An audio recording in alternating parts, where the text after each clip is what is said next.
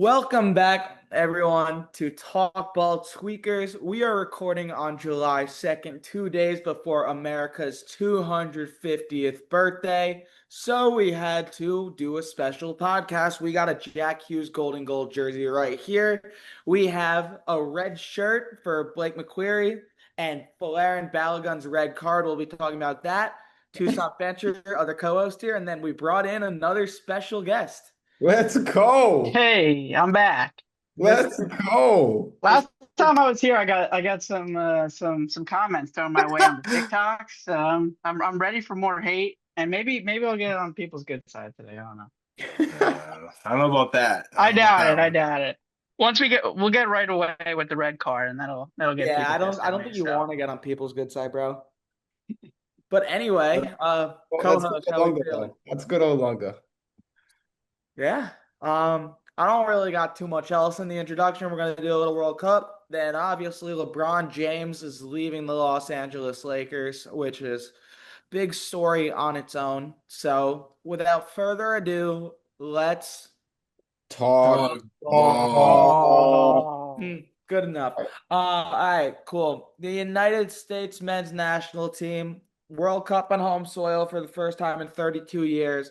Now will play Belgium in the round of 16 on Monday, 12 years after losing to Belgium in the round of 16 in the Brazil World Cup. Tim Howard had 16 saves in that game. Kevin De Bruyne, Romelu Lukaku scored goals in that game. They're still on the Belgian team. Everyone on the United States team was pretty much a child at that point, besides Tim Ream. But more importantly, before we talk about that and a little more broader World Cup stuff, there was something big and red that happened in the World Cup game yesterday. Leading scorer Balogun got a straight red card in the 60 something minute on a challenge that was controversial for plenty of reasons. So I'm going to open the floor to you guys and I'll take a back seat here. I don't really have too many thoughts on it besides like the US might be screwed without him. So we'll get to that first. But was it a red card? Before we go, we need like a 10-minute timer on this because I know shit's gonna be going back and forth here. I'll keep my timer. Yeah, Am I going first? it's either go one of you first. guys. You Yeah. go first. I'll just lay the groundwork. It shouldn't have been a red card. I'll lay it down. No world should have been a red card. Here's my issue with it. Okay, here's my issue. Balogun was going for the ball. He was trying to make a play on the ball. Now I understand that red cards and it's excessive force and all this terminology with the red card. I get it, whatever. But my thing with it is if you are going to call that, you need to call every single other thing that has happened in this FIFA World Cup and also the game itself. Bosnia was physical as hell. Physical as hell. I mean, they needed to do it because they weren't going to beat us any other way. I think Bosnia knew they weren't as skilled as US was and they needed to be physical. I get it, I understand it, but the amount of shit that Bosnia got away with in that game and then you go and call a red card on that, that's where I have an issue. That's my biggest issue with it. And I don't think it should have been a red card. I don't. Well, you have the opinion of I think what 200, probably 300 million Americans. But I'll be one of the 60 million that disagree, Okay. or however many the population is, because I mean I know we're all biased Americans here, but come on. I mean, anyone that knows the rules of soccer, that was a clear red card, and I hate it. I got my Pulisic jersey on. Come on, USA, USA. But I mean, it was you. Okay, first of all, you said every that Bosnia was playing very physical, and that's true, but they weren't stomping on, United States players' ankles and potentially, ruining their World Cup, first of all. Second of all, if the things were reversed, we would all, and Bosnia was called for a red flag for that. I think we'd all agree that it probably should have been a red card. Um, and I mean, I think we could all just take an unbiased stance here and just be like, it sucks. It wasn't intentional, but that was a red. And now we're gonna have to uh we're favored against Belgium with even without with flow out. So, never say die. But I mean, come on. People that don't like the call don't like the rules of soccer. I don't think anyone believes that Johnny Infantino, the guy that gave Donald Trump the peace award that was just made up, out of thin air, is thinking, man, I'm going to rig this against the United States of America, against Bosnia and Herzegovina. What are we doing? No, I'm not gonna go as far as rigging. I'm not. That's not what I'm saying here. I don't believe in sports being rigged. That's not me. That's not my beliefs. And I'm not gonna say that. Obviously, clearly, this thing is not being rigged for the U.S. I mean, I think if you have that type of stance, I think you're delusional. I think But it's being rigged for the United States, not against them. I mean, if you I had to take one, yeah. I think it would. I think that's delusional. Absolutely. That's not my stance here. I'm just saying that you by that replay. I don't understand how you look at that replay and you say that Balogun was not trying to make a play on the ball. His eyes weren't even on the Bosnian player. He didn't know his ankle was right there. He did not know that. And if you go and look at the replay again, and I understand body parts, whatever the case may be, but if you even go and look at that replay again, his cleat started at the calf because he was trying to come down to make a play on the ball. That was what Flo was trying to do. That is what he was trying to do. And it's been happening all World Cup and it hasn't been called. That's my issue with it. That is my issue with it. We just seen Lionel Messi. And Messi's was worse. Messi's was way worse. It was the exact same, came down on the calf, scraped a little bit of the ankle, and he pushed him. And no call at all. And listen, I'm not gonna sit here and say that it shouldn't have been a card. I don't think it should have been a red card. I think it should have been yellow. I think it should have been a yellow, and we should have been, and we would have kept going, moved on, whatever. I think that's what it should have been. I think a red card is insane. Insane. Insane. That's and Okay, I'm not Messi. I'm not changing the stance. Messi's wasn't as bad, first of all. I mean, the calf is different from the ankle. I think that that's pretty obvious. And Balogun had a lot more force than Messi put down. Both probably should have been a red card. But also, I mean, we're not new to sports here. LeBron James doesn't have the same whistle as I don't know, Walker Kessler. I mean, it's just how sports goes. So, I mean, that's just an unfortunate reality. And I think the other close one that you could say was the one against with Canada and Qatar when the Qatari player, broke the Canadian player's leg. I'm forgetting, who was who, but that was called a red card. And there was a very real chance that Balogun could have broke that guy's ankle. And if he broke his ankle right there, I mean, that's going to be called red card. So I don't see why, other than, we like America, than to say that that should not have been a red.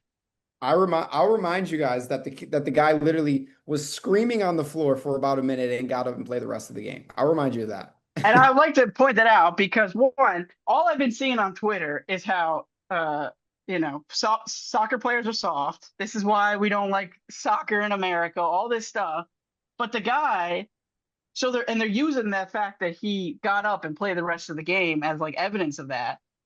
But how about the fact that the guy almost broke his ankle and was strong enough to get up and play the rest of the game? I mean, how do we know the guy almost broke his ankle? Just I mean, watch the play. I mean, can we use our eyes?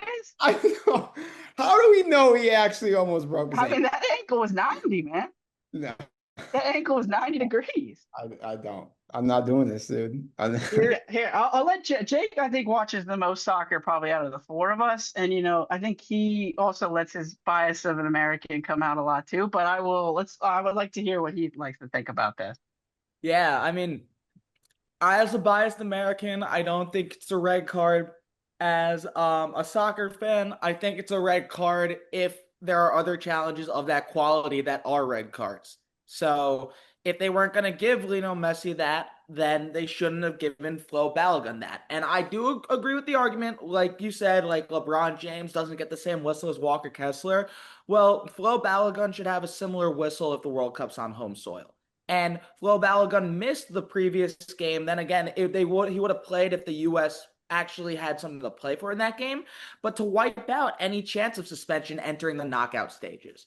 And then in a game where the United States didn't have any yellow cards up to that point, to get a straight red that was reviewed for a straight red because the guy was on the ground, and thank God he was okay for getting up. Thank God that everyone was okay. For that to go to review and then be overturned to be a red card completely changes the game. And I thought the US was going to lose the game because then they had 30 minutes where they had to play down. And it's a dagger. It's a complete dagger. It's a reckless tackle. The reason I don't think it's a red card is one, it's unintentional. Two, it's just because of the situation around it. I think if they gave Messi that, or they gave, like you mentioned, the Qatari guy, he got suspended 5 games too. That tackle was reckless. This one was reckless too. That one was reckless. Let But me we can agree that the Qatari also was not intentional as well. So to no, act like, and I'm not absolutely. saying you, but like to say, oh, it has to be intentional to be red card, it's just blatantly false in the rules of soccer. Absolutely agree with that. Yeah. Absolutely agree with that. But I think that the bigger thing, like obviously props to, or not props, prayers to the guy's health. He looks like he's okay. His surgery went well, all that. Fuck Canada though, just saying. But anyway, if the Messi call and a few other of the reckless challenges have gotten away with nothing, then Flo Balogun should have gotten away with a yellow. And I'm upset more at the standard than the play because also coming from watching the most soccer, I watched Chelsea this year. And just to put it in perspective, Chelsea had the most red cards in the Premier League and almost had the most in Premier League history. Like they put up a 32-minute video the other day, the Premier League of all the red cards this season. Chelsea took up 10 minutes of that. Um, I just like it shouldn't have been a red card considering the tournament and considering the stakes and considering what's happened around it. The challenge was not good. It was reckless, but then again, it was not intentional. And I get it doesn't have to be intentional to be a red card, but it fucks over everything. And yeah, it sucks that they can't even appeal it. It does. And it sucks even more because the call on the field was not straight red either. And then it went to VAR and then it became a red. And that's even more frustrating for me. So yeah. When I watch soccer, it's like watching the NBA at times because there's so many different things that I watch where I'm like, it just makes no sense for the design of the game, and yet it continues to be here. It's like flopping. Flopping has its reasons and its purposes, but when it happens too much and it gets over, there's too much of it, it ruins the game. And so it's the same thing for soccer, in my opinion. That by definition technically was a red card, but it shouldn't be awarded in that situation. And obviously we're all biased, but at the end of the day, it's like when somebody pump fakes and then they jump into like, yes, technically that's a foul, but like we don't need that. Like there's no need to throw somebody out of a match. And I get that World Cup rules, they changed some stuff for the World Cup, but not necessarily the fundamentals of soccer. But that should have been one of those things where that really wasn't a red card in the spirit of the game. It was a red card in the traditional sense, but yeah, I feel like it really has to be. It should be more intentional. It's such a listen.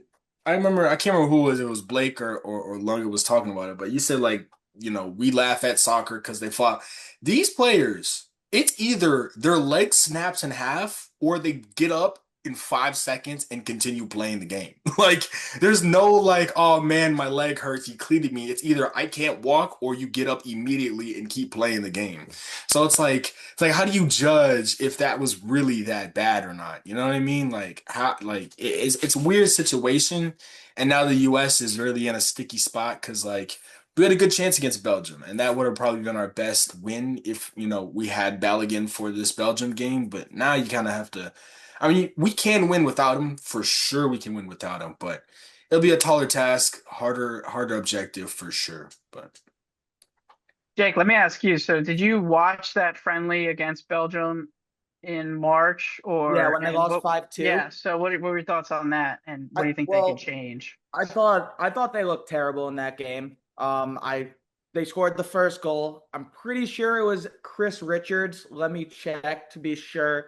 Um, and they looked shitty after that. They looked not only shitty, awful. Like, but then again, that wasn't the full team. Like going back, I'm looking at the starting lineup right now. It was sort of similar, but there were a few changes, right? No Tyler Adams. Weston McKinney was playing wing.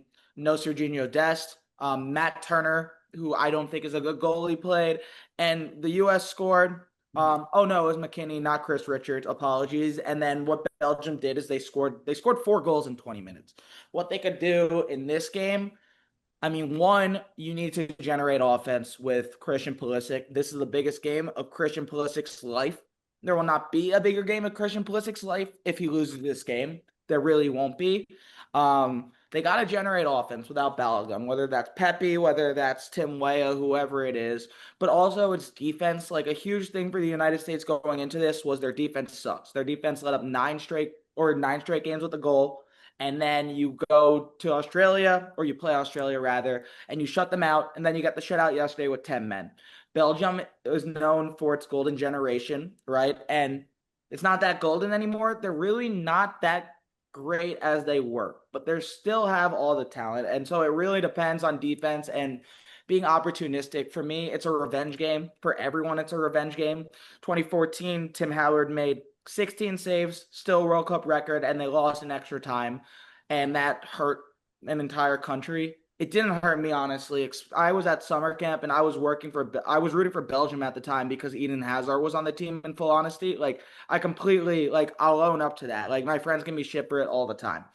This time around, yeah, the U.S. obviously 16 saves ain't gonna cut it. They might be the better soccer team, and they have the whole crowd in front of them. And so they just gotta show up. Like there's no thing they could do different because they've been playing so well. They just gotta show the fuck up. It's Monday Night Football in Seattle, home of the Super Bowl champions. So yeah, what do you guys think? Well, it feels like, I mean, they're going in opposite directions, right? I mean, the U.S. it feels like are surging, and Belgium, I mean, maybe they'll get some momentum after this. I mean, what an insane game that was yesterday. Yeah, that Uh, was wild. That was a wild. uh, yeah, against Senegal, 3-2. But I don't know. I think Berhalter got a lot of flack yesterday for Yeah. saying UNC legend, by the way, shout out, for saying that they should get Pulisic involved. And I mean, Berhalter deserves the flack because he had his chance, and he did. I think nothing with it is a good way to put it. But I think it's true. I mean, they're going to have to get Pulisic more involved than he was yesterday, and I mean, they had a lot of other people around him, and Pepe too. I think is still waiting for that, first World Cup moment that I think could come. But it's gonna be a fun one. I mean, that's for sure. Yeah. Yeah, I think Pepe's got to step up a lot. Obviously with Flo out, Pepe's got to step up a lot. And yeah, plus, Pulisic's he's got to be what he is. He's got to be that guy. I'm not mad at Berhalter saying that. I think it was just right message, wrong messenger. Mhm. Like it is true. There needs to be a little bit more offense generated there, but I mean, when you just have Flo flowing like he is, like that's just, I mean, there's not really much you can do. You don't move Yeah. away from what's working. Like he's been the best striker all World Cup for us. That's so you don't go away from that. But yeah, I mean, I trust Pulisic to get it done. I trust all these guys to do it. I trust Tillman. I trust Tyler. I think they absolutely can win. I think with Belgium, you just really have to play a full game of soccer against these dudes.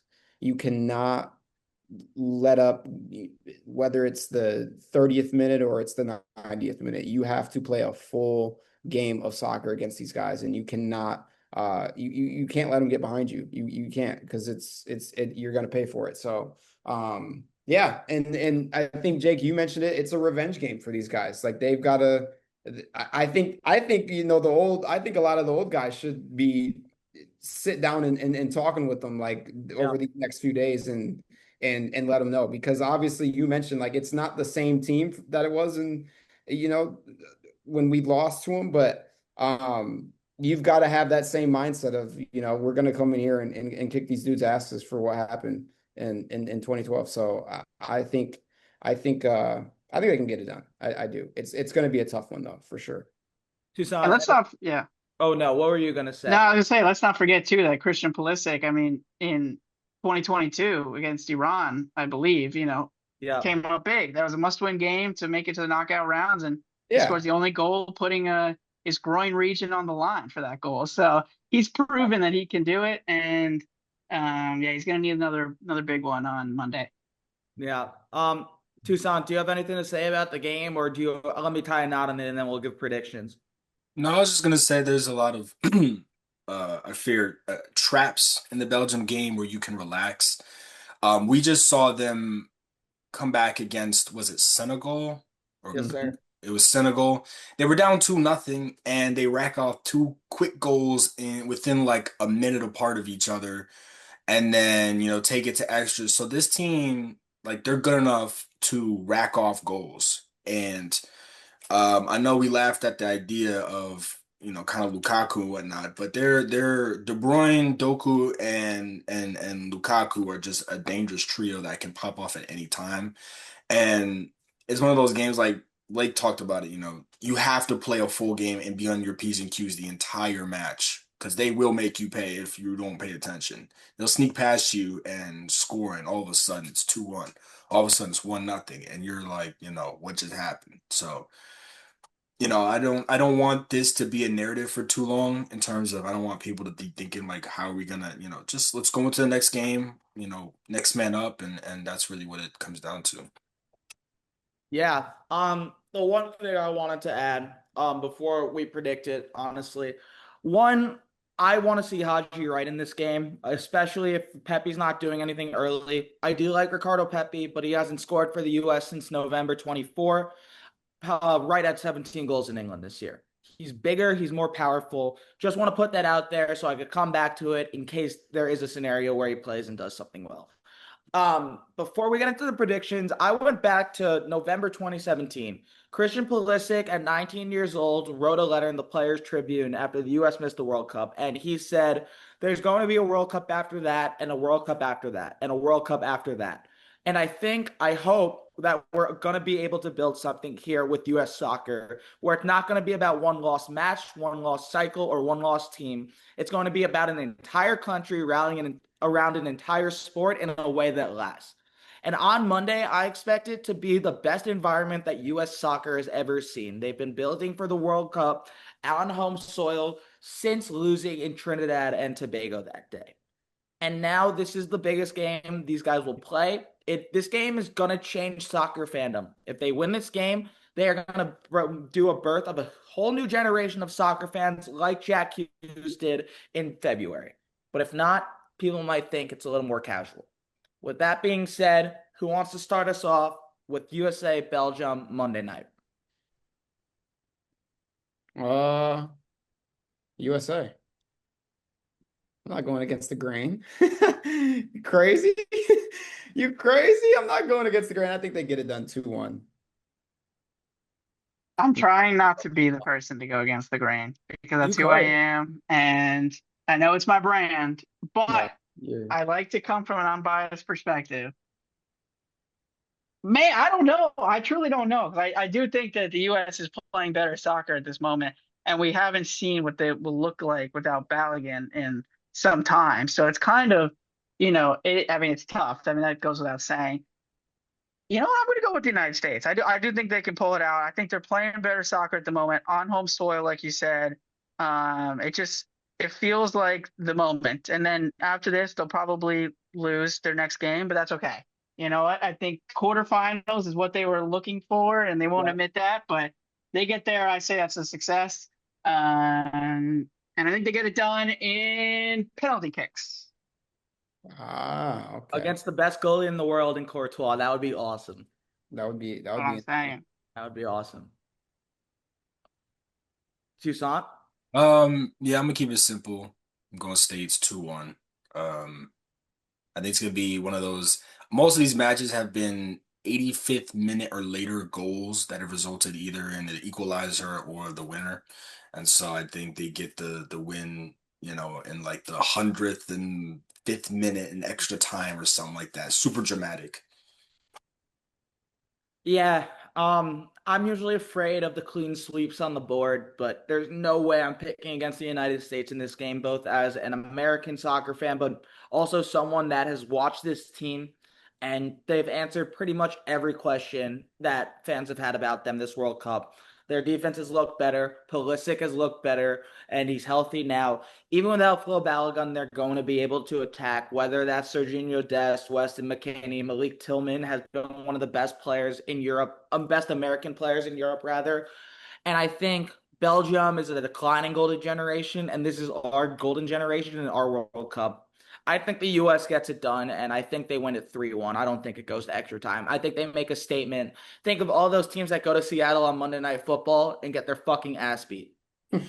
Think of all those teams. We're gonna do that. I trust this team. I trust the way Mauricio Pochettino plays them, and they've all been waiting for this. And even with Flo Balogun not being able to play, they're the better soccer team right now. They really are. And so the United States of America to the quarterfinals for the second time ever. Jake, more importantly, will Sam Darnold be in attendance? I hope so because he's a winner. He's a winner. It's funny. The one thing I wanted to, and then I swear we'll shift to free agency. You mentioned the players talking about it. I want those players to back them because a huge thing for the United States, for some reason, though, they don't get any like support from former players or any of those words of kindness. Rather, Clint Dempsey say some stuff. Tim Howard's going to be there. Obviously, would love if Sam Darnold's there. Last time they were in Seattle, the most important person I saw was like Zach LaVine, and I'm just like, you guys could do better. But anyway, with it. NBA free agency started. And moreover, it's been trade time. But before we talk about the trades, let's address the elephant in the room. The second best player of all time, LeBron James, is leaving the Los Angeles Lakers. For his final season, right? Did he say final season? Did Champ say final season? No, I but don't believe so. he's looking for somewhere else. Every team's going to pitch LeBron. LeBron James is no longer a Los Angeles Laker. Yeah, that's it from me. Let's take this any way we want. What's going on with LeBron James? First thing I'll say is, trust me, LeBron James will make it abundantly clear when it's his last season, so you don't have to worry about that. And second, as the most of my hate last time I was here was because of my LeBron takes, so I will try to cool him down a little bit this time and be less Skip Bayless. I think LeBron can do whatever the hell he wants at this point in his career. You know, I think it would have made sense to end as a Los Angeles Laker. A lot of legends do, but if he doesn't want to, he can do whatever the hell he wants. I'm on the side. I think Cleveland would be the perfect destination, especially. I mean, it's unlikely LeBron's going to win another championship in his career. But if he's looking to get that, final marker and make it undeniable that he's the greatest of all time, I think going back to Cleveland and winning another one at the age of, what is he now, 42? 41. 41. I think that would be, even if he went to the Warriors and he got a ring with the Warriors, I wonder how that would look to the non-LeBron fans out there. I think a Cleveland ring would be undeniable for his legacy but the question is, could he win a ring with the Cavaliers? No. Probably not. No. I mean, unless, the basketball gods open the sky and, allowed for it to happen. But I would say I'm a fan. I also think the Heat would make a lot of sense. And I think that would be a cool reunion.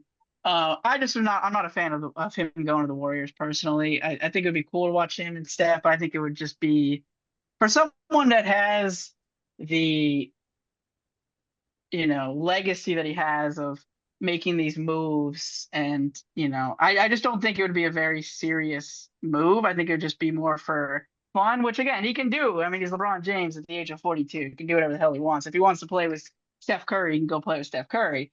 But if he's looking to make a basketball legacy defining move, I don't think that's at Golden State, personally.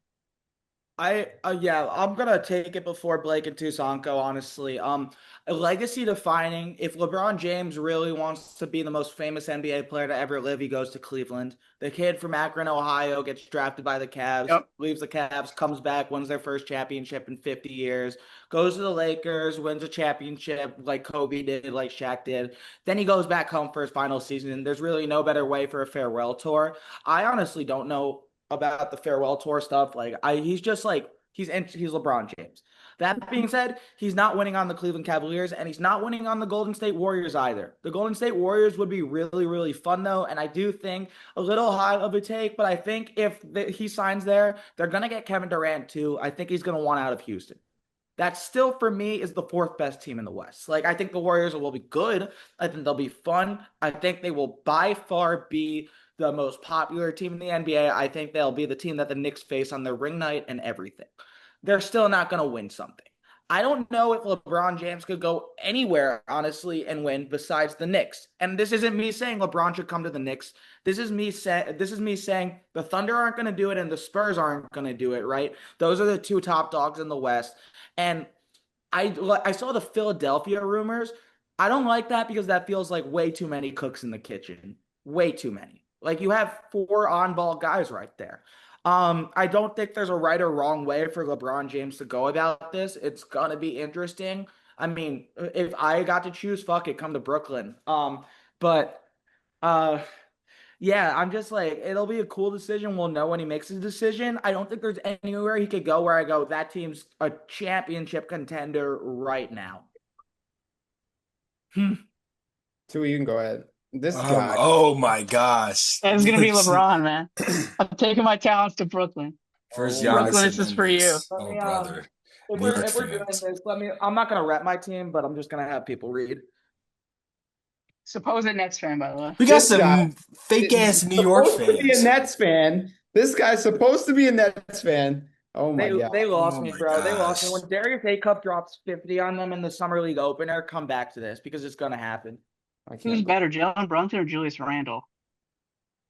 Let's debate that. Yeah. There's a real debate right there. That's a real conversation. Let's debate that. Jesus. Oh boy, we're deep in the off season. We are deep in the off season.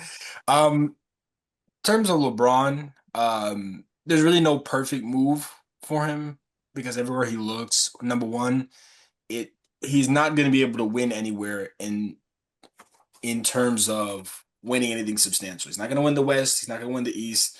You go to play with the Golden State, you're not winning shit. It's a fun story. It's interesting. It's cool, but he's not winning anything. They don't have enough even after LeBron to win anything, so that doesn't work. If you're talking about Cleveland, it would be interesting to see him try and get that soft, sorry ass squad through the playoffs.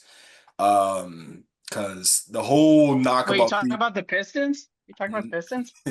this guy. Yeah. With the Brooklyn Nets hat on. Yeah. Oh my gosh. Check your hat before you talk shit about you talk about. Check your hat. What do you mean, God. Julius Randle's not soft? I'm about to say you talked about Julius Randle and jeez. And then in terms of the Heat would probably be the best option for him.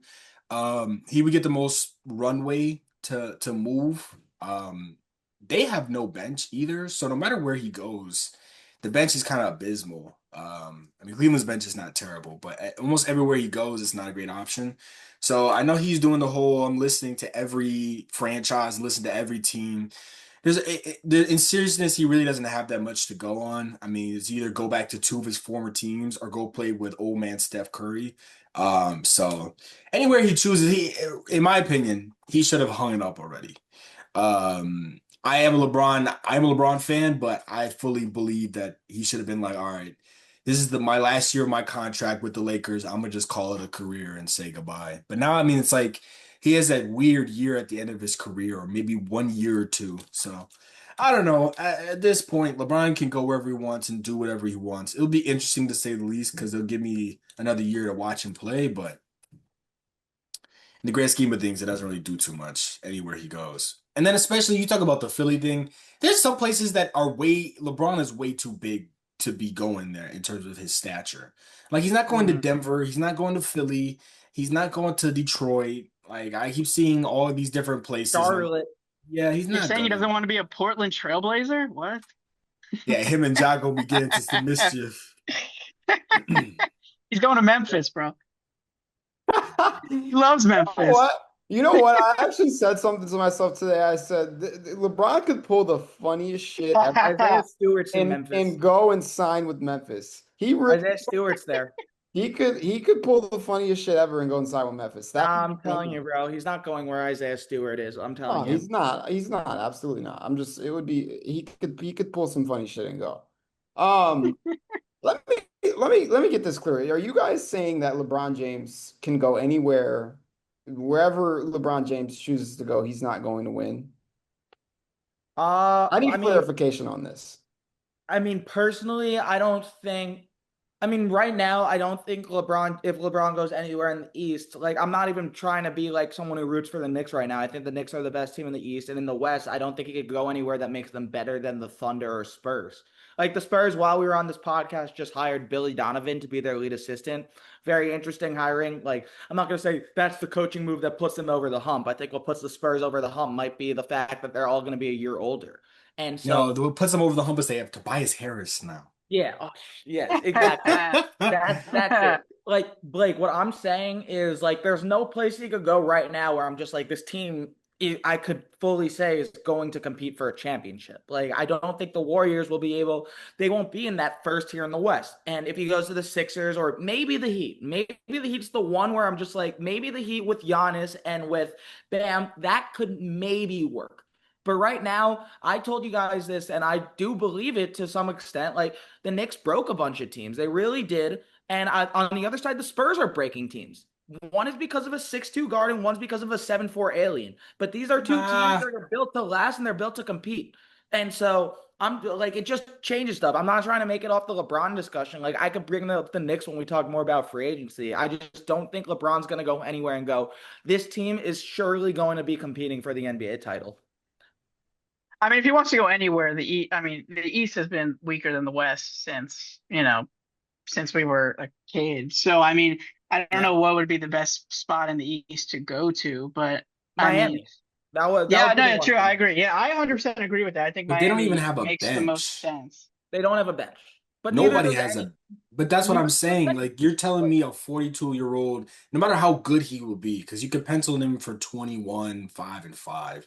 But even if he does that on a team with no bench, it's not going to make much of a difference because it's like you don't have the anybody only team around in you. the East that has like a bench outside of like maybe New York in full seriousness, like it might be Indiana.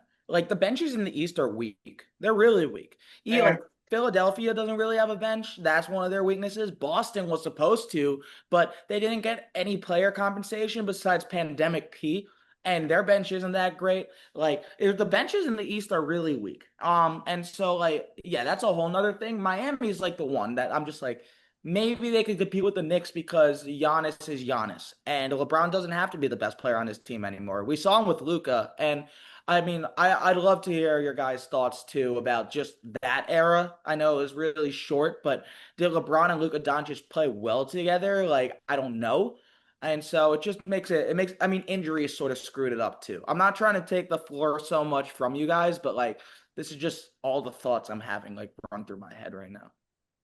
I mean, I think that the LeBron Luca, duo was always going to be short lived, and it was never getting Luca was never about let's pair him with LeBron. It was always about the future after LeBron. So it's really hard to, grade that era, I guess you could call it. But to answer your question, Blake, I'll ask you is what team right now would you say is a LeBron James away from competing for a championship? When you guys say competing for a championship, what is are you guys saying like a win away from or a LeBron James away from getting to the NBA championship, Re, or is re, realistically, winning the realistically, well, realistically can win I the think championship. if you think of like what the New York Knicks were before the season, I think that that's about the what you would have considered the Mhm. borderline at that point of being able to, contend for an NBA championship.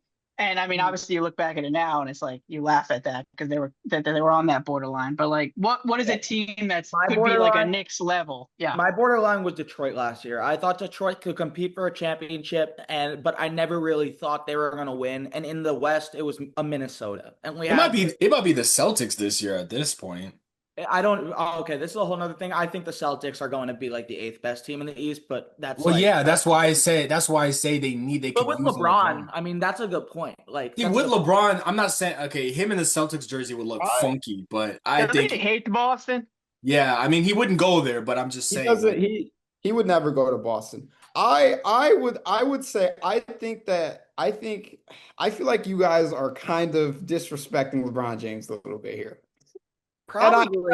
I feel like there are a ton of teams right now name LeBron them, could go and sign with, and I think that they could be competing for an list NBA. them off, and we'll tell you the reason why they're not. List them off. Boston is one. Okay, but he's never going Boston. there. He's never gonna no, he's never gonna go there. Yeah. Hypothetical. This is all Yeah, hypothetical. yeah, yeah, Okay. yeah. This Okay. is not me saying that I'm not gonna list. I'm not. This is no matter where either Okay. if LeBron James would go and sign or not. But we're just gonna Boston, tell you that he's not gonna sign. There's teams he will not sign yeah, to. no, I know. Yeah. I Okay. absolutely know. I Okay. absolutely know. But for your argument, we'll let it slide. I think it's realistically, before I start this, I think it's between Cleveland and Golden State. I don't love Golden State as a LeBron. I've been a LeBron fan all my life. He's what's got me into basketball. You guys know I'm a huge LeBron guy. He's not, I don't love Golden State for his legacy. I don't love that no, I'm not rocking with Golden State. I think it would be fun. Him and Steph would absolutely be fun. And Yaxel. I absolutely want yeah, I absolutely want to see LeBron and Steph play basketball together 100%. But I don't love it for the legacy of him going to Golden State and all the history there. And we could see him play basketball together on the USA basketball team. We've That's seen it before. You don't need it in an NBA jersey, With all as like you're with saying. all the moves that Golden State or not Golden State, the West has made, right? You're talking about LaMelo. You're talking about, I guess there's been more moves in the East and West. Like fill in the blank. Like with LeBron James, Golden State is a top X team in the West Mm. because it's not two. The most I could put him at is three. I would say with LeBron James, I would say a top six. Okay, that's I would say a top six. Mm-hmm. Now let me get to this list, please. Boston is one. If LeBron James goes and signs with Boston, he's not going to do it. We know that. If he does, they could absolutely compete for an NBA title, 100%. Agree. Cleveland can go and compete for an NBA title right now if LeBron James were to go and sign. Don't I trust actually agree James with Harden. that.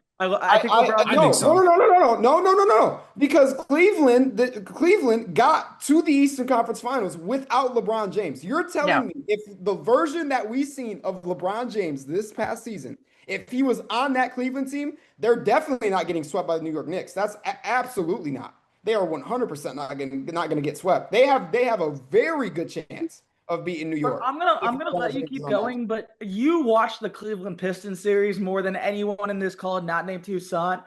I think the Pistons lost that series much more than the Cavaliers won that series. Like that's a different conversation. I only agree with you on that because the East is so weak and we've seen a new Eastern champ. So I'm like, anybody can technically. That's why, okay, to Jake's point, talking about you think the Knicks broke everybody. I don't think it was because the Knicks broke everybody. I think people saw a team win the championship for the first time in 53 years and everyone realized if we're just a piece away, we can win the East. Like anybody can win the East at this point. If they're like, right, Sixers now can win the East. They can get to the championship. So like, okay, so that's part of my point with okay. That's part of my point with the LeBron James that we've seen this past season. The fact that you guys are saying that there's a ton of teams that you go and sign with and they're not going to compete for an NBA championship is ridiculous. Wait, but keep going on your list. Keep going on your list. Okay, I'll keep going. Detroit. If LeBron James were to go and sign with Detroit, they absolutely can compete for an NBA championship. 100%. I'm agreeing with Blake more than y'all are. I have mixed feelings about this, and it's just because the Pistons are a little bit out of order right now. We've lost a lot of players, a lot of key players. Okay, I can. I mean, who? Well, Isaiah Stewart. We did trade Isaiah Stewart, but we also we haven't lost Jalen. That's true, but we're gonna have to pay $40 million a year, and Tobias. You can get what Tobias just did in LeBron James better. That is true. I mean, Detroit would I agree with that. I think I think one of the best fits for LeBron James would be Detroit because they are looking for a second option, and I think LeBron James can be a first option on You're not wrong a about that. basketball team, and he would be But like Boston, it's like he would never ever ever live in Detroit. no, yeah, I know he would not sign Yeah. with Detroit. But I think it would Okay. be. Okay, Is keep what going. I'm saying. That's two. Okay, keep going. Okay. I'll throw out one more that I'll I agree with you on. I said New York. I said New York. I think New York absolutely. Well, yeah, that's off the list, obviously now. I don't I think think that would hurt his legacy more than the Warriors would yeah, going to the New York Knicks he's Yeah. not at gonna this go to New point. York, but I think Indiana absolutely. Indiana can compete right now without him, and you're gonna Okay, add wait a minute. Before, can we get to do a timeout for a 7 and second? 8. Okay, wait a minute. This is like saying almost on the same plane. Kevin Durant, whatever team Kevin Durant can play for any franchise ever existed. So that's my point. Is to why are we saying LeBron James? Kevin Durant is more likely to play in Indiana than LeBron James ever is. Kevin Durant will play anywhere. Yes, he Who will. do you want me to name then, Tucson? Who do you want me to name? I want you to name one? realistic possibilities in which LeBron James will go to, because he says he's open to everybody, but he's not open to everybody. He's not going to Philly. He's not going to Denver. He's not going to Detroit. He's not going to these teams. So do you want me to say Miami? I mean, that's more realistic than all these other teams. I mean, you got to think about it. He's 42 at the end of his career. He's just not going to go to some, I won't say small because these cities aren't small, but like smaller marketed teams than what, like he went to Cleveland only because he was from there. Miami and LA are huge brands in terms of market. So I think the market really matters. Theoretically, LeBron James could go play for the Brooklyn Nets and it would work. He could go play for anybody. He could play for the Sacramento Kings and it would work. But again, we're throwing out Wouldn't work in Sacramento. Stop it. I don't think anybody can help Sacramento. He's going to Portland. Going to Portland. I'm with Portland, dog. No one could survive that cheap ass owner up there. But no, I'm just saying, like, realistically, there's about 3 teams that he could go for, and then after that, it's like, would this work? Does this look funky? Because he's the type of player where you can't be like, well, he can work anywhere. Of course he can, but he's gonna look funky in a Celtics jersey, him in a Sixers jerseys with stank. Like, I'm not trying to watch LeBron in Philly. So that's why I feel like, yes, LeBron could theoretically win anywhere. He could win the championship anywhere. But like, I don't think he could do it in the first year in a new city with a new team just off the rip. I don't think he could do that. Because as good as Miami is, even if he goes there, they have no bench. And they don't even have Norm Powell, who they were planning to sign. I'm going against my argument from earlier, and he's not going there. The one other team that I think with LeBron, I'd be like, yeah, they could win the championship right now is Denver with Jokic. But he's not going there. And but that's the one too, because Jokic might be the best basketball player to ever. Yeah, Denver would be on my list. Yeah, okay, that's Denver valid. would be on my list. Minnesota would be on my list. But we're just listing. We're just basically saying, like, that's like, if Kobe was alive, would Kobe help any franchise? Yes. If Kobe Bryant was alive, he would help any franchise. You guys wanted me to list the teams where valid. LeBron James could go win an NBA championship, and it's about 25 teams in the NBA right now. That's valid. True. But I also just don't think, like, again, we're putting theoretical. Theoretically, yes, they can win the championship if he went to Denver. But even if he went there, I'm still not picking them as my first or second, maybe not even my third by the end of the year. Maybe. Mm-hmm. I don't know. I think let's tie a knot in it because we're going to go in circles with LeBron forever. Just really fast, where do you guys think he ends up? You said it already, Blake, so I know where you think. I'm going to stick with Cleveland. I think he's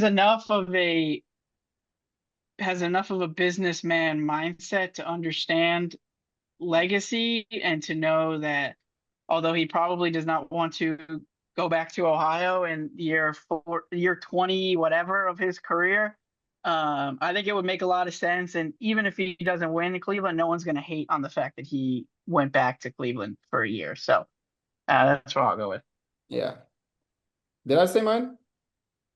I'll let you go again. I mean, I said it's Cleveland, or I think I did. I said it's Cleveland or Golden State. Yeah, don't think it's any. I don't think there's any other. I don't think he's considering anything else. My overall guess for a while now has been Cleveland, but I'm like starting to get that Golden State track. Like I'm starting to buy into the Golden State hype. I think Cleveland is the better team, but I think Golden State would be like two things. One, if LeBron's like, I don't really care about winning, I just want to have fun, Golden State.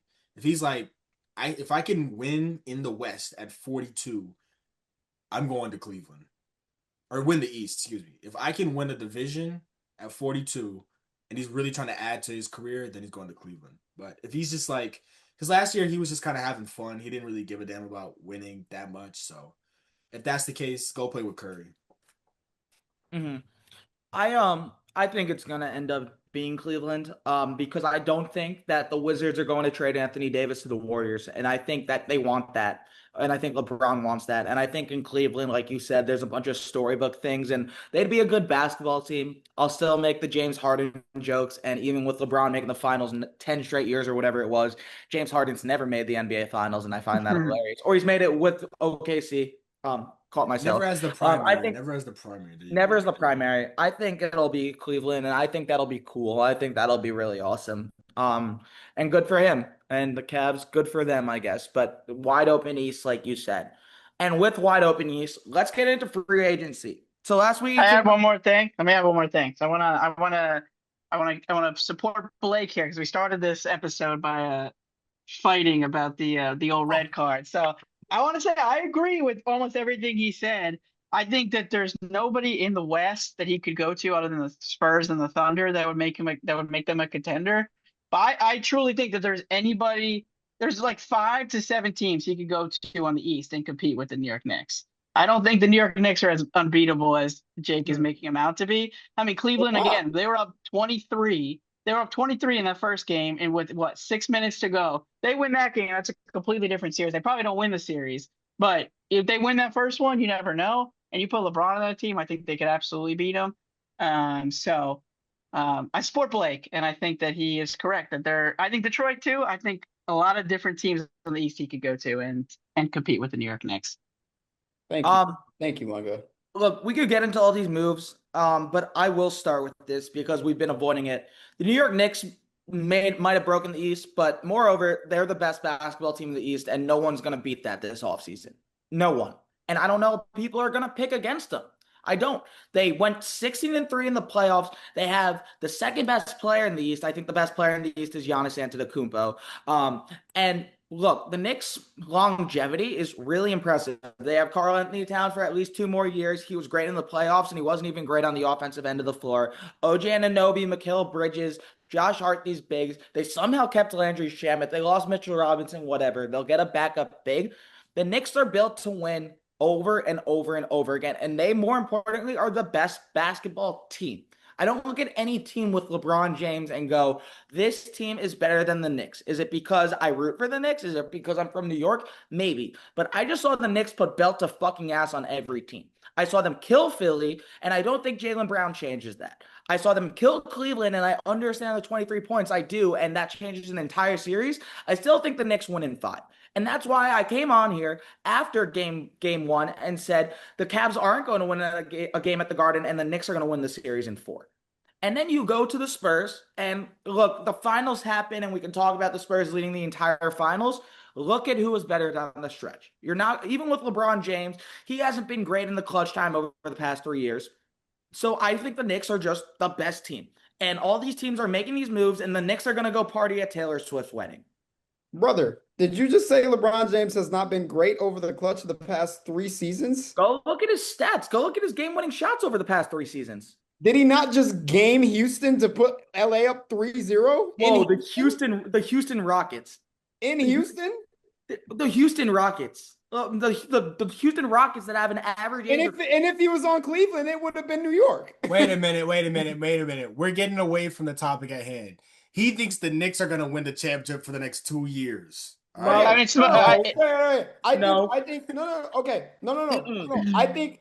No. Listen, I think this is a great conversation. I think that we should bring up the Jaylen Brown trade first, and then we talk about New York and whoever the hell else is in the Yeah. East Let's do it. and all of that.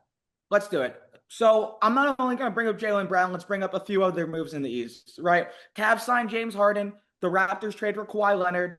What am I missing? Oh, LaMelo Ball gets traded from the Charlotte Hornets. Lakers load up. Yeah, Lakers load up. But let's talk about Jaylen Brown because last week, obviously, the Celtics missed out on Giannis. What are your guys' thoughts on this trade? I think it was one of the worst trades from the Celtics perspective. You know what? I'll talk about the Sixers first and then go into the Celtics.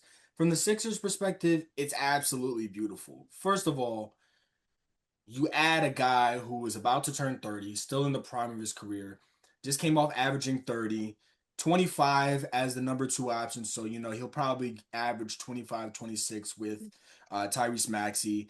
And Joel Embiid becomes your actual third option. You have some flexibility in terms of contracts. It's a great trade if you're the Sixers. A couple months ago, it looks like for the next couple years, you're going to be locked down with 2 players who have immovable contracts. And now all of a sudden, you get a guy who just missed first team All NBA by a few votes and was like 6th at MVP voting. So for the Sixers perspective, it's great. And that's really all there is. I mean, if you're a Sixers fan, you probably woke up screaming, thanking God that happened, because you were in hell, realistically. And this is where I don't understand the Celtics problem. Not even just to mention the fact that you just faced this team and got swept 3-1, but this is your biggest rival in the East.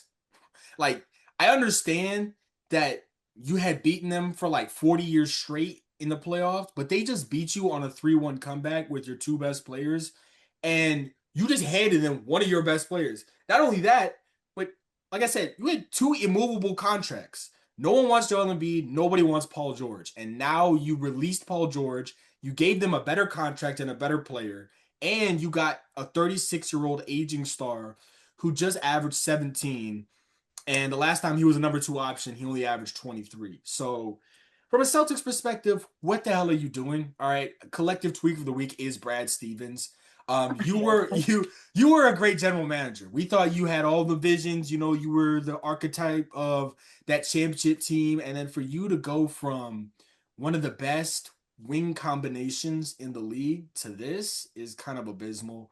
And I think the main problem that I have with it is for you to go from, we're going to trade him for Giannis, a couple first round picks, and we don't want to give up Bailey Shireman and Hugo Gonzalez for Giannis, to trading him to your rival for an aging 36-year-old and 2 first round picks is just, it's malfeasance. It's a malpractice of basketball. And no, genuinely, I mean, think about this. They were top 3 in the East. They were top 3 in the East. They literally went backwards in the timeline of winning championships, got worse, and now you're going to have to wait for either those 2 first round picks to be something or flip them for another player. And it's like, who else are you going to get at this point? I don't know how you could have not seen that Jaylen Brown's, to go from, we're not going to trade Giannis for a couple of young players you don't play, to all of a sudden you're literally going back in value for the trade, has got to be the top 5 dumbest things to do in a general manager position.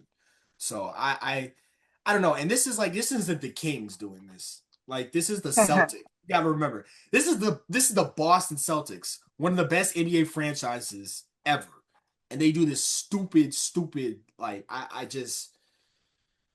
you objectively made the Sixers a top 3, top 5 team in the East. Literally. That's what you just made. It's so dumb on the surface that I'm almost like hesitant to like say anything negative about it, because it's like, it feels like when the Knicks signed Jalen Brunson for this massive contract coming from the Mavs, and everyone was like, this is a massive overpay, what are you doing? It seemed like a stupid move, and then it ends up like being a championship winning move. And I'm almost like, maybe the Celtics are cooking something. We don't see it on the surface. I don't want to get clipped at 10 years in the future, and this goes on a TikTok account, and everyone's like, "Look how stupid this No, guy put it is." up It was there. the greatest move. It was the greatest move in Celtics history. That's how stupid it is. I don't even want to say anything negative because I'm like, maybe they're cooking something in the back. Man, I don't know. that they better flip I, Paul George for no, Wembenyama. I That's all I'm think saying. listen, I think it obviously, yes, I think it's the worst trade. It's probably one of the worst trades I've seen. That was my first thought. Somebody sent it in a group chat. I immediately texted back and said, "This is the worst trade I've ever seen. Absolutely just dumb." Now, I obviously we don't know what the hell is going to happen, but to me, it has like the Celtics aren't done written all over it. Mhm. And it screams we're gonna make this trade to go make another trade. Now I don't know if that's gonna happen. I don't know, but that's what it screams. Okay, that's what it screams. And listen, I think if Boston can pull that off, I think absolutely like we Brad Stevens is a fucking genius. He's yeah, Okay. he's cooking some real shit in the kitchen. Yeah, it's But shit right now for sure. but but how bad it is though, how bad it is, I don't know why you would take that risk to even to even complete that trade. I don't know why. But like I think realistically, I who I'm telling could you, why flip would that? you go and get Paul George, who is 36 and can barely play basketball Turn anymore, back the clock, man. Turn it back. and add in 2 first-round picks? Why would you go and do that? So awful. You're You know, you're you're trying to flip that for something else. can I say something? I don't know if it's gonna work, but I if it does, Paul Brad Stevens George, is a fucking Paul, genius. Paul George has never there's only been 1 year in his entire career. Paul George has either averaged over 25 points per game. And I understand he's a 3-and-D guy, like he's a good defensive player and whatnot. But he's 36 years old. He just came off a season where he averaged 17 points per game. You traded Jaylen Brown for a half-eaten apple, a bag of Lay's potato chips with all the air and no chips, two two spearmint pieces of gum, and a half-eaten chocolate bar. I don't know what It's gonna you. be a good chocolate bar though. No, it's not. It's the coconut It's a ones. chocolate It's just bar, gonna but be it's a chocolate Pacers bar Paul that last George, year bro. half of it was ripped off because of substance abuse. Bro, I don't understand this. Like, and here's They're the other getting thing. half a crunch bar. No, not even that. It's a Nutri-Grain Valley bar. Like, you got to understand, Paul George also, his contract has got to be, listen, from contractually, this is how dumb the Celtics are too. He has a 50, he gets $57 million this year. 57. He averaged 17 points per game last year. Next year, not this upcoming season, but the year after, he has a player option, which means he could legit play 1 year of Celtics basketball and walk out the door. Yeah. And they traded Jaylen Brown for that. Like, he legit could leave and they have nothing. 2 first-round picks to show for the Jaylen Brown trade. So, like, I'm failing to see how you flip a 36-year-old with $100 million left on the contract, and he has the option to leave after next year. You you I don't flip know why they want him. I don't know why they want him after next year. They I have think so many you young wings. They you have know what Joe I think it Gonzalez, they is? have Baylor Shireman, they have these guys. Like, they don't need Paul George. Yeah, wait, finish what you were saying. I was just saying, I think it's a salary dump. I really think the Celtics were probably like, listen, we're not going to get what we want for him. We already messed up because you got to think about it. Jaylen Brown basically screwed up this entire plan because like him going to Twitch basically threw his whole market under the bus. Everyone was like, all right, you don't want to be there? We're going to give you 2 firsts and some garbage and see if they like it. So he basically ruined that for the Celtics. The Celtics decide, you know what would have been a better option? I would have rather had Jaylen Brown pissed off at my franchise, but still contractually obligated to show up and play basketball. I would rather run the Celtics back than trade him for a fun bag in the store that's gone in 10 minutes. I don't like it's ridiculous too because he never requested a trade. If he was acting like a baby, then you move him. But I don't think any player in the NBA should be offended by trade talks after Luka Doncic got traded for a first round pick. One first. Okay? This looked like maybe they're not done. Maybe they're not done. I saw a possibility that they send a first to Sacramento and get Sabonis, which, by the way, makes them like fifth best team in the East. That's a whole nother thing. It's making a move to make a move. This could have been avoided if Jason Tatum actually had a good calf in game 7. Because the Celtics with Jason Tatum win that game 7. Do they beat the Knicks? Probably not. But Jason Tatum and Jaylen Brown, with Jason Tatum and Jaylen Brown, I'm calling the Celtics the third best team in the East right now. And now it's a move to make a move, and it's a bad move. Paul George played 37 games last year. He missed 25 because of the league's violation of substance abuse or whatever it is. He wasn't that great in the playoffs. He had one 20-point game. And then you're sending him to your biggest rival or second biggest rival. It just screams like, okay, we're making a move to make a move. We want to make a headline. And I saw Windhorse. I've seen Sham say and we could argue the Celtics did not think they could win with this core. They didn't think they could win with Jason Tatum and Jaylen Brown. That's completely fine, but that's not when you settle. Did you hear what they said about Peyton Pritchard? They think Peyton Pritchard could take a Jalen Brunson style leap.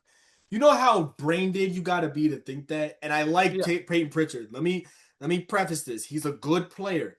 But you're telling me he's going to go from being a good shooter and a good scorer to being a top 10 player in the NBA? You think he's going to take that jump? He's just got to start foul baiting a little bit more, and he'll be right on that level. It's a ridiculous trade for me. It's a ridiculous trade. He's a good basketball player. Who? Peyton Pritchard? Peyton Pritchard's a good basketball player. He's a great basketball player. He is, but he's not Jalen Brunson. At least not right now. And I know he's not Jalen Brunson because he had 2 wide open threes in game 7 to take the lead for the first time, and he missed them both. Just saying. Jalen Brunson doesn't miss those threes. Peyton Pritchard's not like that. He could be. He could be very well, but he's not. Go ahead. I was just going to say, Philly, I'm going to be the guy that says it's not going to work because it just makes their bar so much higher. And, I don't think that Philly is going to, can I say Philly's going to win the East right now? No. Sure. I don't think they will. No, not this year. This year. I think they will win it within the next 3 years.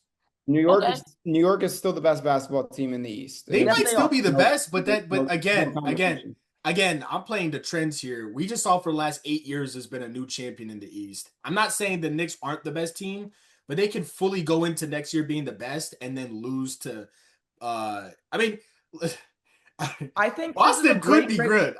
We're shitting on them now, but Paul George could come out and average 25, and we're like, no, Boston's going to be a good basketball. Boston's gonna be fine. They're gonna be the Boston Celtics. They're gonna win 50 more regular season games. Whatever it is, what it is. Jason Tatum will have an MVP caliber season if he's healthy, because he is a top 10 player in the league if he's healthy. You know what this screams for Philadelphia for me? And I'm not saying it's a bad trade for them. It's a great trade for them. They literally just got a guy that was 4th in the NBA in scoring coming off the best season of his career. It screams a move Daryl Morey would make. It really does. And so for them, now it's just the bar so high, can they win the East? This is a whole different conversation for a whole different day. They won this trade. I think this is more about the Celtics being desperate for no reason. And you guys know how Lunga and I said it when UNC was looking for a new coach. Got to make Brad Stevens say no. Thank God he's saying no. I know this is a whole different thing, but this is an awful move. There's no way around it for them. Until proven otherwise, it's an awful move. Jason Tatum's going into his age 29 season in the peak of his powers, and they pretty much said to him, we're trading your best friend for nothing. Nothing. And so, that's it for me. Can we talk about a team that we haven't? We've talked about the Cavs, talked about the Sixers, and so, Toronto Raptors. They were a really good basketball team this year. And you add Kawhi, and that's add the, if he's healthy label at but we can assume all these guys are healthy on this stuff. It's a huge if. But 2019 Kawhi. Have you seen a better basketball player in your life than 2019 Kawhi Leonard? I Yeah, don't believe that. 2018 LeBron. 2018. Team LeBron. 2021 Kevin Durant in the 2018 second LeBron. Stop round. it. Stop it. 2019 Kawhi was different. I agree. He was elite. He was elite. But Yeah, and I again, think he wasted 7 years bullshitting in LA, and it's like, yep. what do you have left? He's 35. What do you have left to give to the game that you actually can? I know they're I going to think be the good. Raptors, yeah, if the Raptors are going to compete, and then I'll let you guys talk, like, I think it's much less about Kawhi Leonard and much more about what's around him. Like, he has to elevate them, like he did in 2019 with OG Anunoby, with Fred VanVleet, with Kyle Lowry, who just signed a deal to retire as a Raptor. Congratulations to the thickest player in the NBA. Jesus, I didn't like the. Um, What? you guys have not, you haven't Serious seen this? right now? You Hey, haven't this seen is this? out the mud. We'll see you No, tomorrow. We'll see you next but that's episode. that's crazy. I get it. That's crazy. You guys, to be you got, true. bro. It's a Hey, whole. he didn't even say no pause either. He just said, "Oh, I probably shouldn't have said He that." never does. He never does. All right, not the point. It's gonna be about Kawhi raising people around him, and just these guys taking another year of developing. I love RJ Barrett, even though he went to Duke. We'll always have a soft spot for RJ Barrett coming out of high school, and they have a good basketball team. They really do. And I can't even pronounce the coach's name honestly in full, but how are you going to compete with the big dogs? Because they've been irrelevant since Kawhi left, and now you'll be relevant again, and that's awesome. Like Drake will be at the opener. He should be. Wow, Portugal just missed a Jesus, not the point for me. We could keep talking about it. I think it's all about the people around Kawhi Leonard. I think you know what you're gonna get if he's healthy. You're gonna get 25, you're gonna get a guy that could change any given game.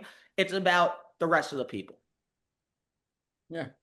Fair assessment. And also, I mean, we keep switching subjects here, but like let's not forget just in the East conversation that the Knicks never played the Pistons in they because they lost to the Cavs. So we don't know what a 4-game series with against the Knicks and the Pistons would look like as well. So True. to act like again that the Pistons are, significantly worse than the Knicks, I also don't think is a valid assessment at this point.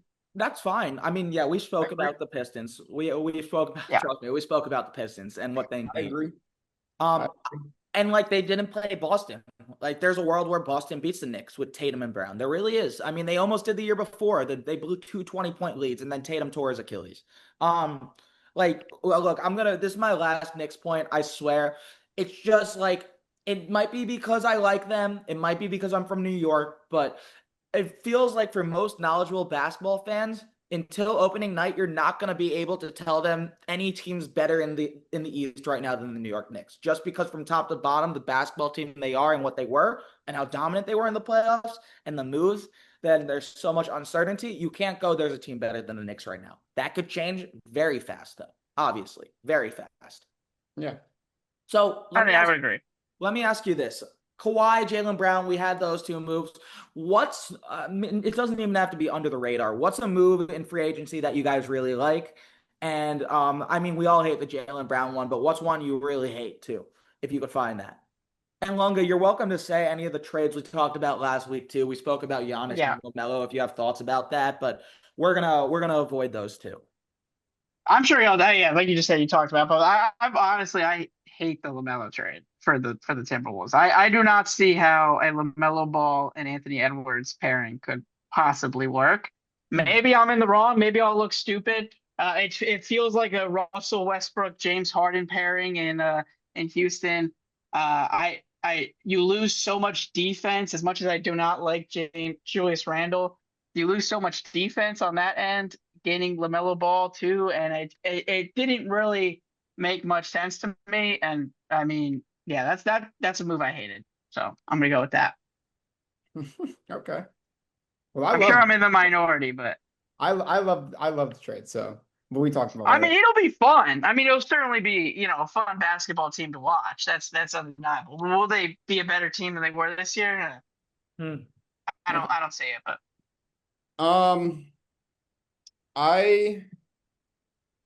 I okay, it's not like an I love type of thing, but like You could like something. You're I allowed to like. I like Ja the Portland. I Oh like yeah, I totally forgot that happened. Yeah. I like Ja Morant to Portland. I really do. I think that they got to really work out that guard thing. I don't like that's why I'm not gonna say I love it, is because I don't like. I mean, you have Ja, Dame, Drew, Scoot. Like they got to work that out. But John Moran in Portland, I love that. I absolutely love it, and I think Portland can be. I don't know if they can contend, but I think they can get some quality wins in the West, and at least I think they're going to at least be a playing team for sure, especially with how Denny Advil was playing in that plan and against the Spurs. And we gotta also give them credit. What they take what they won, what, 2 games against San Antonio? One. They won one? Okay. Yeah. I mean, everybody was talking like they were going to get swept, and I mean, they got one against San Antonio. I listen. I like Ja to Portland. I really do. I really do. Another, I think, one that I hate is I don't know. I mean, I think we talked about it really. I think it was Mhm. I think it was Boston, honestly. I don't really know anything else that I hate. Um, yeah. Mo Wagner to the Nets. Yeah, I mean, yeah, it's just Yeah. like it's just like we're doing stuff to do stuff at this I point. mean, Like, Julius and Mo. I mean, have you heard a better duo in your life? Yeah, you can't name a better duo than that. the You two can't. homeless people that live on Atlantic Avenue outside, like they're That's like Bron and Wade in their prime. oh god, oh god, oh god. I do like the Lakers. Some of them, not all of them. Colin Sexton one isn't my favorite, but I do like the Walker Kessler.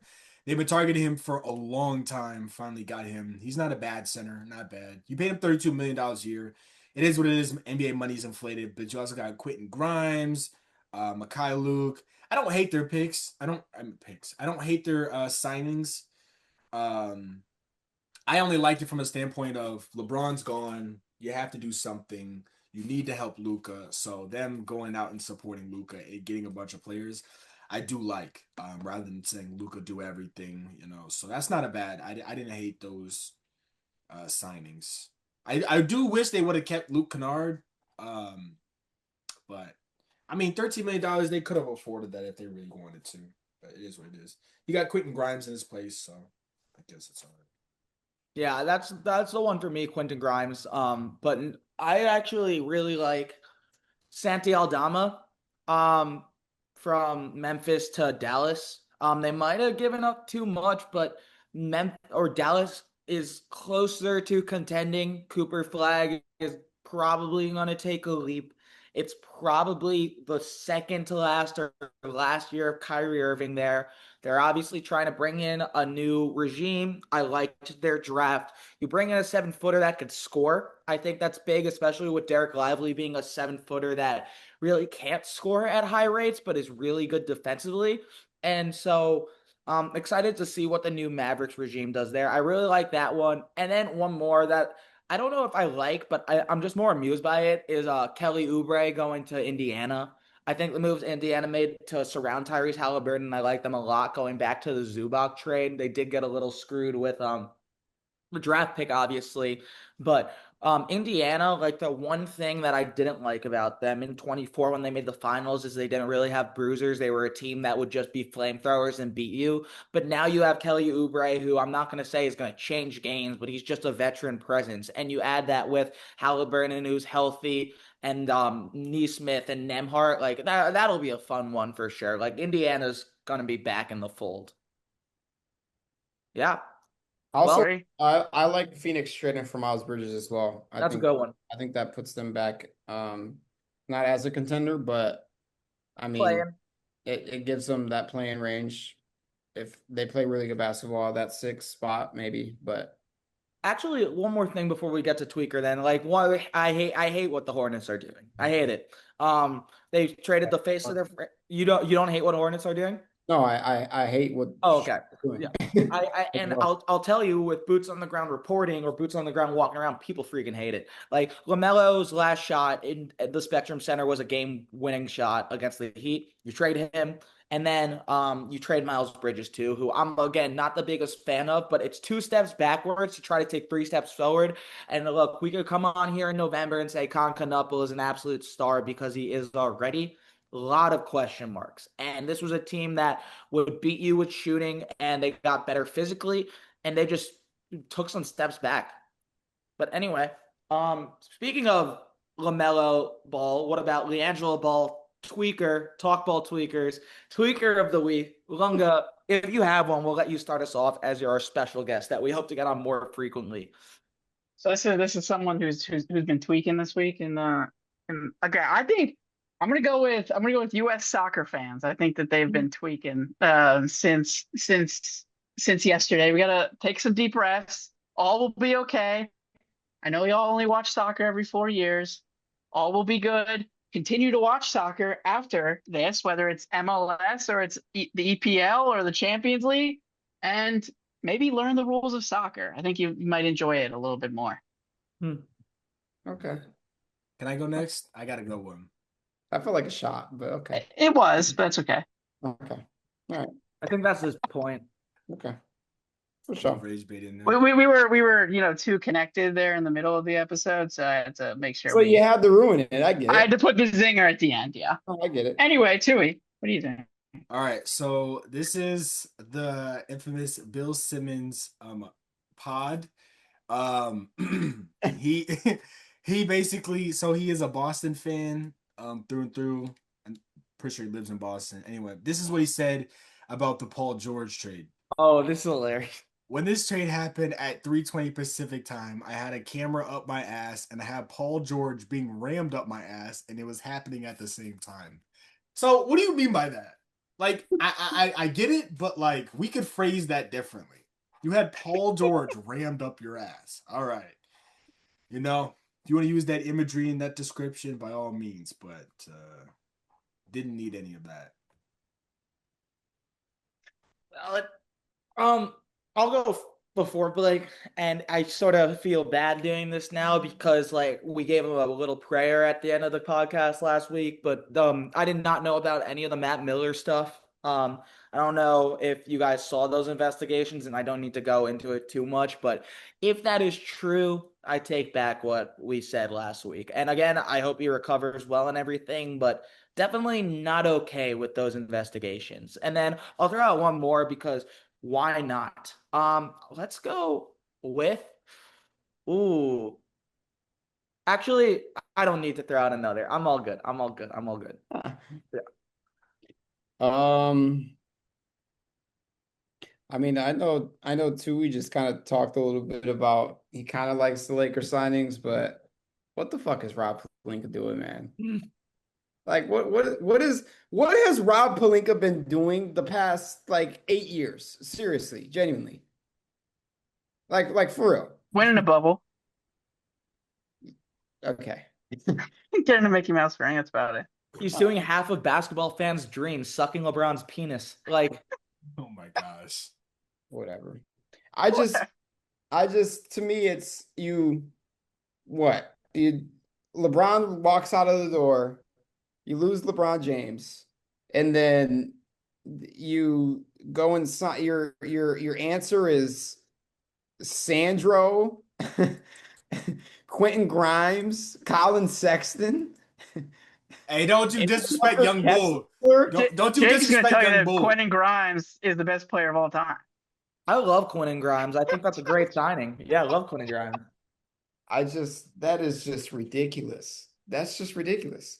And now you got, I mean, I hate to say it, but 3 white guys running the team. I mean, that ain't winning shit in the NBA nowadays. Are you serious? Stephen A. Smith put it. Are you serious? Oh my goodness. You're gonna okay, I get Luka Doncic is a killer. We get that. Top 5 basketball player in the league. I fully understand that when healthy. Deep in the off season. But you're gonna Walker Kessler and Austin Reeves, and you think guys are gonna be intimidated by that? Well, who else are they gonna be intimidated? Who else are they gonna be intimidated by? DeAndre Ayton? Really? Nobody scared of DeAndre Ayton? Like that's what I'm saying. I mean, You got him coming off the bench. Like, And I they get lost it. Luke Kennard, right? I mean, you might as Yeah, well Luke just go Kennard's all the gone. way. You might as well Marcus- just go all the way. That's what I said. I said they should have signed Luke Kennard. Might as well. You just lost all of your production from the postseason, and you replaced it with Sandro, Quentin Grimes, and Colin Sexton. That's Young Bull. Respect that name. That's Young Bull. Respect that. Oh my gosh. I'm a big Colin Sexton guy. I'm saying. And then I think who posted it? Somebody posted it and said, Rob Pelinka's cooking. He's cooking unseasoned food, man. Like, what are we doing? If Brad Unseasoned Stevens is cooking food, shit, then he's cooking unseasoned food. man. Not quite as bad, Bro, but Brad Stevens is in the middle of a giant house fire and in the middle of a giant kitchen fire throwing water on the flames. It's just ridiculous, bro. It's ridiculous. I think that's all I had. Rob Pelinka, man. he's at a loss for words. Well, I'll throw it to you, Blake, to do the closeout. But I want to thank Lunga for coming on, and hopefully he doesn't do something bad next week for me to revoke this. But we do send a prayer to Chris Johnson and his family because he is one of the best football players I've ever watched, and God bless him and everything. And major prayers to CJ2K. Yes, sir. Yeah, that crushed my heart for sure. Yeah, no, that definitely got me too. Lunga, anything you want to say? You'll be back on this more frequently for sure, but Yeah, I appreciate y'all having me on, and hopefully y'all like me a little bit more this time around. I feel like I was a little bit calmer. You know, less Skip Bayless, more. That's what no Carolina basketball does to you. I know. It makes you take a step back. And we didn't talk about the Mets, so that's why we were calm. True. Oh. Hey, maybe we're only 15 games under 500 now. Nobody wants to listen to the New York Mets Detroit Tigers podcast, sadly. But oh boy, that would make my ears bleed. Yeah, no, absolutely not. Make my head hurt. Thank you to Lunga. As always, everybody, run up socials, TikTok, Instagram. We're gonna get more content up now, especially with Lunga here. You're getting clipped, buddy. Hey, that's what I bring. I bring the engagement farming. Oh. I'm an engagement farming hire. We're gonna comment your favorite and least favorite moves from NBA free agency. Obviously, still got some more stuff to happen, but comment. We're through the thick of it, so comment your favorite, least favorite moves. Yeah. As always, like, comment, subscribe, share it out to everybody, your mommy, grandma, whoever. And that's it. Stay fly. Peace out.